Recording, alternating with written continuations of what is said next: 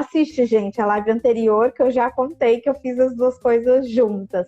Mas que teve o estágio, guarda aí, Jane, porque aí também o estágio é uma história milagrosa, guarda aí nos seus apontamentos. Cris, conta a história do estágio. Vamos deixar o estágio para a próxima live, porque é uma história um pouquinho longa. Mas foi tudo concomitante ao mestrado. Então, quando eu terminei o mestrado, eu tinha, aí juntando tudo que eu estudei, né? Eu já tinha 2 graduações, História e Pedagogia, já tinha 3 especializações, Jogos Cooperativos, Ciências Humanas e Arqueologia Subaquática, e tinha o mestrado. A louca dos estudos. Mas é muito gostoso, assim, eu sou muito feliz e... outras coisas. Né? Ainda quero fazer museologia, porque quando eu saí do Brasil, eu passei no curso de museologia na USP, mas justamente porque eu vim para Portugal e eu não consegui concluir, e por conta de muito trabalho, foi um período também, o ano passado, que a minha mãe ficou doente, eu teria que fazer disciplina, e eu não consegui fazer disciplina, porque já estava à distância. De repente, se não fosse isso, eu até conseguisse conciliar. Mas, assim, um volume muito grande de trabalho. Você sabe como é a minha carga aqui, minha rotina. E junto com as questões de família, assim, que já vieram do ano passado, não consegui dar conta, infelizmente. Fiz a qualificação, escrevi o texto da qualificação, montei o trabalho, mas faltaram 4 créditos para eu conseguir apresentar meu trabalho, qualificar e depois defender. Paciência, vai ficar... Mas eu vou fazer. Ainda vou fazer museologia. Ô, Cris, enquanto você... Eu vou te fazer uma pergunta e aí eu vou tirar a gata daqui, que não sei se vocês estão ouvindo um tum-tum toda hora. Ela tá se jogando aqui, tá cheia de bichinho. Hoje ela não veio pro colo? Hoje ela não veio pro colo? Hoje ela não veio pro seu colo? Não. Ela tá doida atrás de uns bichinhos que estão voando aqui. Ela tá muito louca. Daqui a pouco ela vai pular em mim aqui. Então, a pergunta que eu queria te fazer, Cris, é para você me contar pra gente se teve alguém que foi muito importante para essa jornada, né? Das especializações, mestrados, se teve alguém que foi importante. Conta pra gente aí. Nessa jornada, eu acho que eu já falei das 3 pessoas, mas não custa, assim, reforçar. Então, 3 pessoas, e falo deles no meu mestrado, falo deles também no meu doutorado, porque no meu agradecimento do doutorado, eu faço meio que um histórico, né? Como eu vou agradecendo desde lá de trás, assim, todas as pessoas que me ajudaram, eu agradeço esses. Mas 3 pessoas são muito importantes nesse processo. Tem uma também, que eu já vou falar quem, que é a 4ª, que depois virou muito importante. Mas nesse momento foi assim, um pouco. Então, o Pedro Paulo Funari, porque até hoje o Pedro Paulo sempre me incentiva, assim, quando tem um vídeo que ele gosta, às vezes ele comenta, ele pergunta, quando tem uma conquista, né? Eu entrei num curso, eu publiquei um artigo, até hoje ele fica feliz, comemora, incentiva, não, Cris? E teve, na minha defesa do mestrado, engraçado, o Funari me falou umas coisas que era de chorar, mas naquele dia eu tava assim, e que eu só consegui chorar 2 anos depois por causa disso, mas chorei assim, litros também, porque ele falou pra mim, você não pode parar na minha defesa, você tem que continuar, porque a arqueologia brasileira precisa que você continue. Eu gostaria de ter gravado isso, mas enfim, tinham pessoas lá assistindo e foi muito emocionante, assim. Então ele sempre me apoiou na minha trajetória. A professora Marília Cury, que também até hoje me incentiva. Era para eu estar fazendo disciplina com ela, mas também com as coisas que aconteceram esses últimos meses, impossível. E falei, paciência, mas ela também me convidou. E mesmo depois que eu me formei no doutorado, eu fui fazer disciplina antes de vir para Portugal, fiz mais 3 disciplinas de museologia com a professora Marília Cury, voltada para a questão indígena. Então, que é o que hoje em dia ela é focada em montar museus indígenas junto com indígenas. É maravilhoso esse projeto, Jennifer. Então até hoje ela ainda me incentiva. E o professor Gilson Rambelli, que também me incentivou, que me incentivou a fazer o doutorado na Federal de Sergipe, que enquanto eu estava Porque assim, o Gilson, como principalmente eu e a Bia, a gente tinha vindo de fora e passava muitas questões, porque não é fácil, eu com 2 crianças fora e a Bia também fora. No começo, no primeiro ano do doutorado, a gente não tinha bolsa de estudos, então era sofrido, era difícil. E às vezes a gente ia literalmente chorar na sala do Gilson. Assim, Gilson, tá muito difícil, o que eu faço, que não sei o que. Então, ele é essa pessoa nesse nível, né?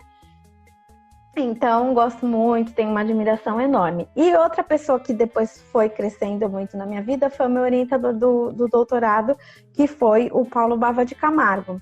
E eu digo que, assim, o Paulo Bava, ele veio para minha vida. É uma coisa assim, como é que eu vou te explicar? Porque o Gilson é meio que uma pessoa que eu perseguia. E o Paulo é uma pessoa que veio e ele até hoje é muito importante também para mim, para minha história, para minha carreira acadêmica.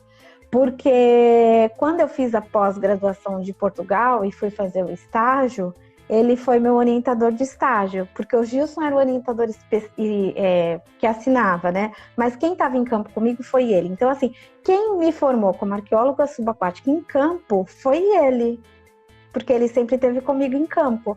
Aí depois, quando eu fiz o trabalho de mestrado com as crianças, e eu convidei um arqueólogo subaquático para conversar com as crianças, e ele foi.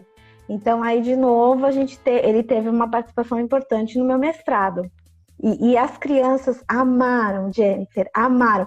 Porque aconteceu uma coisa muito legal, essa história é legal. Ele, o Paulo Bava de Camargo, ele tem uma irmã que escreve livros infantis. E na época eles tinham feito um texto para a revista Ciência Hoje das Crianças sobre arqueologia subaquática. E as crianças tinham essa revista na biblioteca. E aí, olha, tá vendo o texto do arqueólogo subaquático, não sei o quê. Imagina quando elas viram, então elas já conheciam o texto dele, já tinham lido, e viram pessoalmente, aí ficaram assim, do tipo, nossa, a gente conheceu o autor do livro, do texto da Ciência Hoje das Crianças. Tipo assim, é o cara que escreveu o que estava na revista. E eles estavam muito assim, do tipo, nossa, ele é muito famoso, né? Uma coisa assim, na cabecinha deles.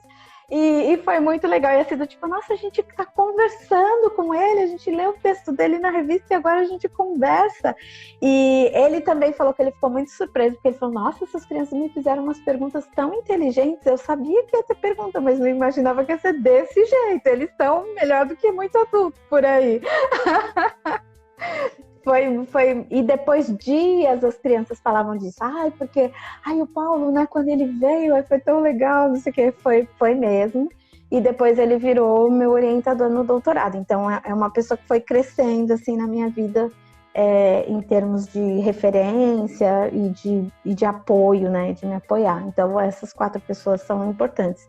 E a professora Eliette, ela meio que ficou, né, que você perguntou na última, ela ficou mais assim na primeira parte mesmo da minha vida, que depois ela só foi me ver em 2011 e falar, tipo, nossa, ela chegou aqui, né, caramba, arqueóloga subaquática. Desculpa, Eliette, eu não falo francês. Hoje em dia eu falo um pouquinho de espanhol, arranho um inglês ali, mas eu sou arqueóloga subaquática em Portugal, onde você está, foi sua aluna, viu? Mas ela teve esse papel, né, como eu te falei, de apresentar pessoalmente para o Gilson, que foi uma coisa bem legal também na nossa história. É isso, mestrado, tudo foi muito...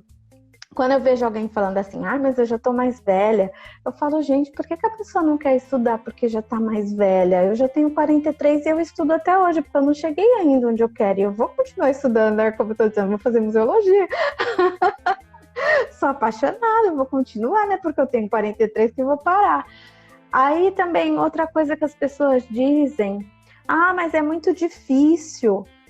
Poxa, mais fácil não é, olha a minha trajetória. Ou outra coisa, como você que sabe um pouquinho mais, né? A minha família não quis, eu tive uma série de questões com a minha família que eu nem sei se vale a pena contar. Mas assim, resumindo, eles sempre me estimularam muito para estudar. Quando eu passei no mestrado, a minha mãe me falou uma coisa que me chamou muita atenção. Ela falou assim, passou no mestrado, parabéns, mas você vai fazer o doutorado, né? A minha mãe, que só tinha até a 4ª série, e depois que eu tive a minha filha, que ela foi fazer até a 8ª. Então assim, eles sempre gostaram que eu estudasse. Mas na cabeça deles, eu não ia sair do serviço público municipal, que era a carreira que eu tinha antes. E isso para eles foi e é muito chocante, porque eu acho que o meu pai morreu com essa coisa. E a minha mãe até hoje está na situação que ela está, mas também eu acho que ela tem meio que essa coisa, assim, eles não digerem direito isso ainda. E então isso sempre foi a parte difícil de lidar. Mas em relação a estudar, eles sempre estimularam, assim. E quando eu fui morar em Aracaju com as crianças, depois no doutorado, uma fase a minha mãe foi junto comigo e ficou para me ajudar. Depois, no último semestre que eu fiquei lá, foi ela e o meu pai, ficaram os dois também lá um pouco, morando um tempo comigo. Então, assim, né, do tipo, estuda. Agora, uma coisa que eles têm de legal e que eu sou feliz, assim, porque eu sei que não é todo pai, toda mãe de família classe média baixa como os meus, que estimula os filhos a estudar, né? E isso eles, assim, é como se fosse uma coisa assim, estuda que isso vai te salvar, de alguma forma. Então, isso, eu acho que é a parte, assim, legal deles, sabe? De tipo, então, isso eu tô obedecendo você, você tá estudando até hoje.